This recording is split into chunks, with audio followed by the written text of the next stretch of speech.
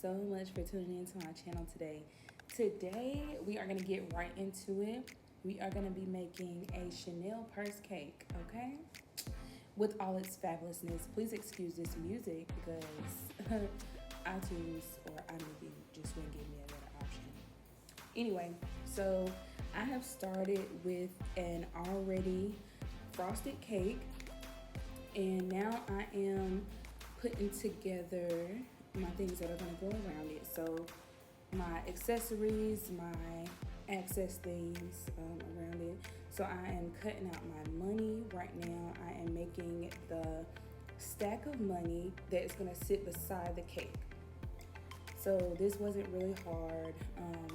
The measurements was more hard than anything, I would think, because I just kind of freehanded it and really didn't measure anything. But now this is me putting my edible image on top of my stack of money.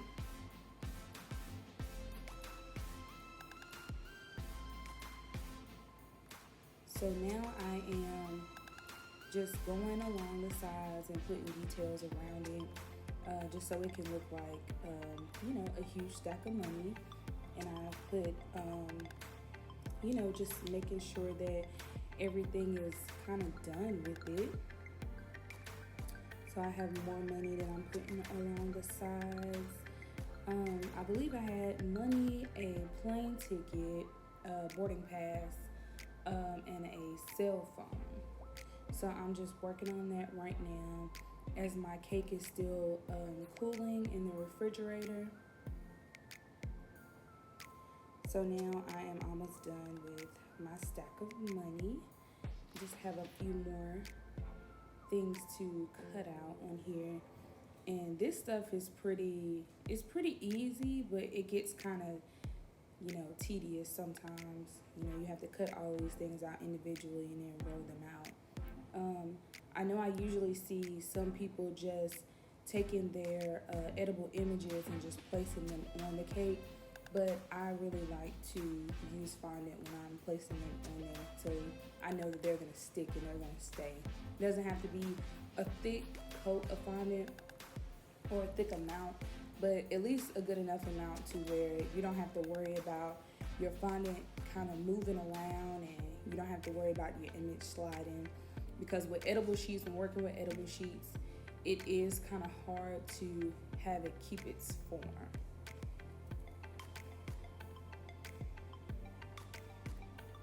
So next I'm rolling out my fondant for my actual cake, and I chose pink. The person who ordered it just wanted me to do like a freestyle, and that's kind of what I did. So I chose a little pink Chanel bag, the circle Chanel bag, which it wasn't hard at all. I think the biggest part about molding cakes is the making sure that they're chilled, so when you do get ready to wrap them, it's pretty easy. As you can see, I have a lot of cornstarch around my fondant, and I do that just so nothing sticks to my countertops. I'm a very authentic baker, so I really just like to, to just use all of my resources. That was Dom in my camera, my big brother, so excuse him. So by this time I kind of have everything done, and it looks kind of nice. I'm gonna put the finishing touches on it. The cake really didn't take as long as I thought it would have. It probably took longer for the modeling of just the extra pieces that were going on there. And this was a really quick cake, so this wasn't something that I already had planned for the week. This was kind of like a last minute thing. So I was just putting it together. Other than that, I would have had a stand-up handle for the cake, but there wasn't enough time for it to sit and dry. So I really just had to, make it do what it do, and it's okay. We love to improvise here, because where there's a will, there is a way. So now I'm just making sure everything is laid down, which I'm just using water to slick it down. Some people use piping gel. Sometimes I use Karo syrup, but this time water just serves its purpose. That's what water's for. It's a bonding agent. So now I'm just putting some toothpicks in so they will stay. Like I said, this was a last minute thing, so just making sure that the cake is bonded down and it's molded. This was something that I was extremely excited about, and I'm so glad I was able to do it. You guys see that finished product. So now I am going over it with a coat of water, and not necessarily like bathing the cake, but just a coat of water so it's shiny. It's not ashy. I can't stand an ashy cake. Oh my gosh. And I'm just adding my gold dust on it now. I used to just mix a little almond extract and my gold luster dust, and I just paint it on there. Sometimes I'll take my steamer. Most of the time I'll use my steamer to just steam the cake, but this was something I was just trying to get done in a timely manner and still making sure it looked nice. In the same token, everything is coming together pretty much in this picture.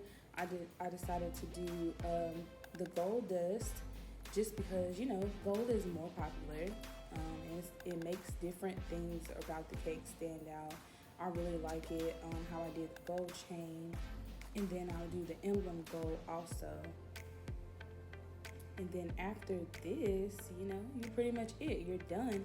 You just kind of stack your extra things around the cake to make sure that everything is perfect and how you want it. I am a perfectionist, so this kind of wasn't enough for me, but it was good enough in the time that I had. As you'll see, I add the money stack there, which is another cake in itself. So this is 2 cakes with with just a little fun decorating around it. It was so nice though. I'm so glad that my customer loved it, and she was excited about her birthday cake. Now I'm just I'm adding the money, I'm adding the phone. I love to do those little iPhones. I think it's super cool.